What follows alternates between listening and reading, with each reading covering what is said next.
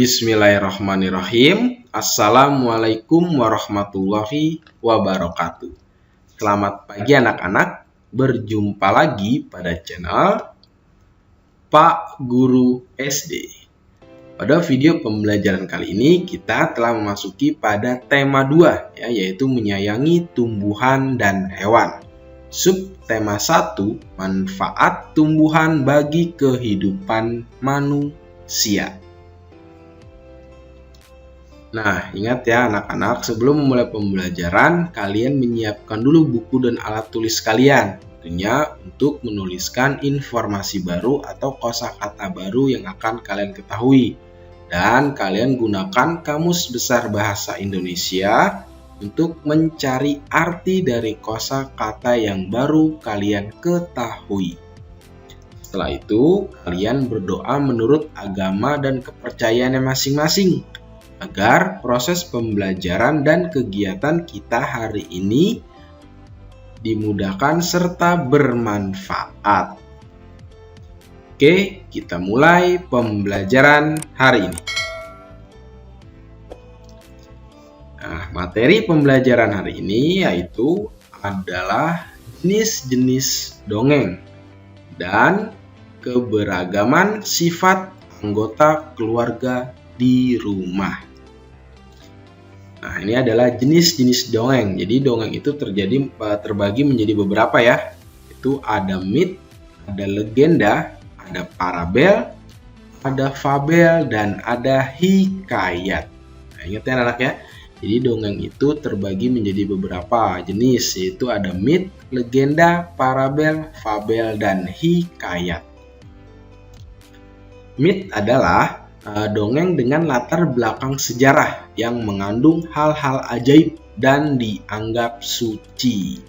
Nah, contoh cerita mit itu seperti Nyi Roro Kidul, Joko Tarub, Dewi Sri, Semar, dan Aji Saka. Nah, ini adalah beberapa contoh dari cerita mit ya. Tentunya masih banyak lagi cerita lainnya.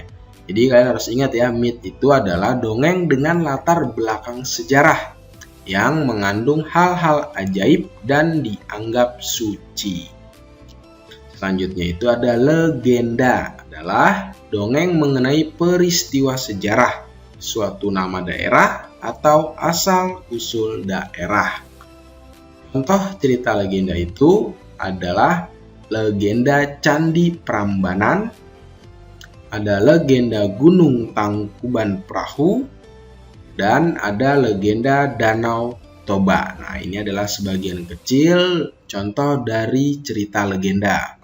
Tentunya masih banyak lainnya ya, karena di negara kita ini banyak berbagai macam daerah serta asal-usul daerahnya. Jadi kalian harus tahu legenda itu adalah dongeng mengenai peristiwa sejarah, suatu nama daerah atau asal-usul daerah.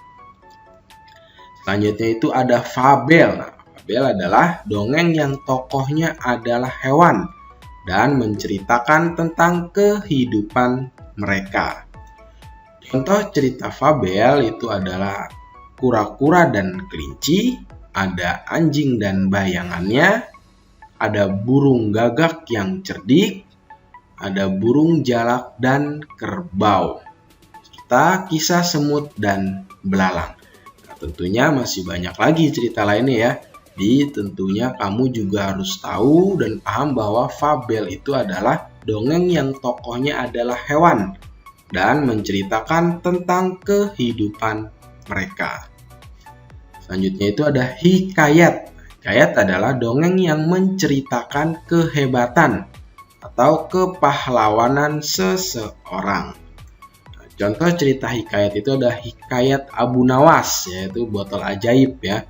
Kemudian ada hikayat Bunga Kemuning dan hikayat Hang Tuah, dan masih banyak lainnya. Ini aja sebagian kecilnya saja ya, contoh cerita hikayat.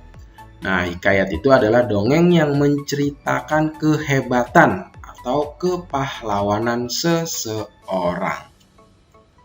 Selanjutnya itu ada parabel. Nah, parabel adalah dongeng yang menggunakan perumpamaan untuk menyampaikan pesan moral. Nah, jadi parabel itu nanti mengandung makna atau pesan ya dalam setiap ceritanya.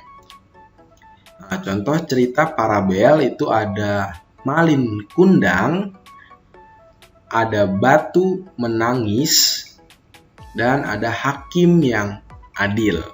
Nah, tentu ini adalah sebagian kecil contoh dari cerita parabel. Dan masih banyak lainnya ya.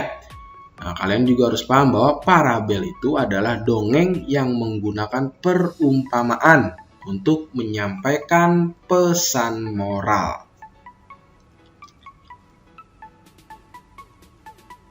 Hewan di sekitar kita itu memiliki ciri khas masing-masing ya. Nah, kucing itu berkaki 4, berbulu dan bersikap manja pada tuannya. Kelinci berkaki 4, jalannya lompat dan suka makan sayuran. Nah, bukan hanya hewan ya yang memiliki ciri-ciri. Manusia juga memiliki ciri-ciri, baik fisik maupun sifatnya. Nah, sebagai contoh nih, misalnya ayah memiliki sifat disiplin. Nah, ibu memiliki sifat lembut dan penyayang. Nah, ini ada jenis-jenis sifat ya, yaitu ada periang, ada ramah, pemalu, pemarah, penyabar, pemberani, penolong, pendiam, dermawan, dan masih banyak lagi sifat yang lainnya. Tentu setiap orang itu memiliki sifat yang berbeda-beda. Nah, kita juga harus menyikapinya dengan baik. Dengan adanya keberagaman itu, maka kita juga harus dapat juga memahami sifat orang lain. Keberagaman, nah itu sama dengan perbedaan. Kira-kira keberagaman sifat apa saja ya yang sering kita temui dalam setiap anggota keluarga di rumah? Nah, tentunya beragam ya. Nah, tentu kalian juga bisa bertanya kepada kedua orang tua kalian, ayah bundanya, atau kepada keluarga lainnya yang ada di rumah mengenai sifat-sifat mereka. Dan juga kalian juga bisa bertanya, kira-kira keluarga kalian itu memahami tidak ya sifat kalian? Oke, cukup sekian ya pembelajaran kita hari ini. Tentunya semoga bermanfaat. Pak Guru mohon maaf apabila ada salah pengertian maupun pengucapan. Terima kasih. Assalamualaikum warahmatullahi wabarakatuh. Sampai bertemu di pembelajaran selanjutnya.